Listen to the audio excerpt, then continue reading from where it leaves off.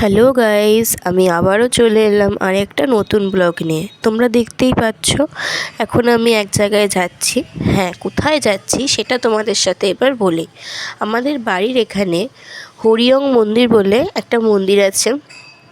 Particular কোনো ওখানে দেবদেবীর পুজো হয় না, শুধু ওম বলে একটা লেখা আছে, ওইটার ওপরেই বেস করে পুজো হয়, নাম সংকীর্তন হয় প্রত্যেক বছর 25শে ডিসেম্বর ওইখানেতে পুজো হয় অনেক বড় করে। আর ঠাকুরের ভোগ খাওয়ানো হয়, তো আমরা ঠাকুরের ভোগ খেতেই যাচ্ছি। তো তোমরা দেখতেই পাচ্ছ যে এখন সেই মন্দিরের দিকেই যাচ্ছি, আর তোমাদেরকে গিয়ে পুরো মন্দিরটা দেখাবো। মন্দিরের ভেতরে ঠাকুর কীর্তন হচ্ছে, সেই সব কিছুই তোমাদেরকে দেখাবো। তো তোমরা অবশ্যই দেখে জানাবে যে তোমাদের কেমন লেগেছে। তো এই হচ্ছে মন্দিরের সামনের জায়গাটা, আর এইটা হচ্ছে মন্দির। বিশ্বাস করবে না, মন্দিরটা এত সুন্দর দেখতে লাগছিল, এত সুন্দর ফুলের মালা দিয়ে সাজিয়েছিল যে বলার না। তো তোমাদের মন্দিরটা পুরোটা দেখালাম, এবার তোমাদেরকে দেখাবো যেখানে পুজো হচ্ছে সেই জায়গাটা।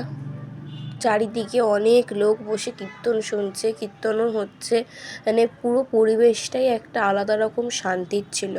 তোমাদেরকে প্রথমেই যে বললাম যে পার্টিকুলার কোনো দেবদেবীর এখানে পুজো হয় না, এখানে ওম বলে যে লেখাটা আছে সেটার ওপর বেস করেই পুজো হয়। আর দুপাশে যে দুজনের ছবি আছে তাদের ছবিটা আমি ঠিক জানি না, তোমরা দেখে চিনতে পারলে অবশ্যই কমেন্টে বলো তো যে ওই দুটো ছবি কার।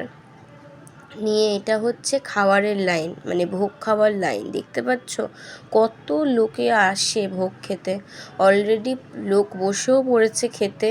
অনেক লোক আসে, যেখান থেকে লোক আসে সেখানেই এখানে বসিয়ে ভালো করে খাওয়ানো হয়।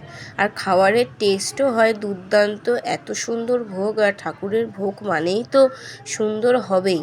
তো এই খিচুড়ি, সব রকম সবজি দিয়ে একটা তরকারি ছিল, চাটনি ছিল, পায়েস ছিল, দুর্দান্ত খেতে, দুর্দান্ত।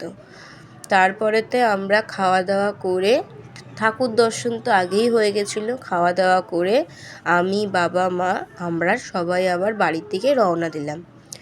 তো আজকের মতো টাটা, আবার দেখা হচ্ছে আরেকটা মিনি ব্লগ নিয়ে। ততক্ষণ সবাই খুব ভালো থেকো, সুস্থ থেকো। সবাইকে জানাই মেরি ক্রিসমাস, টাটা।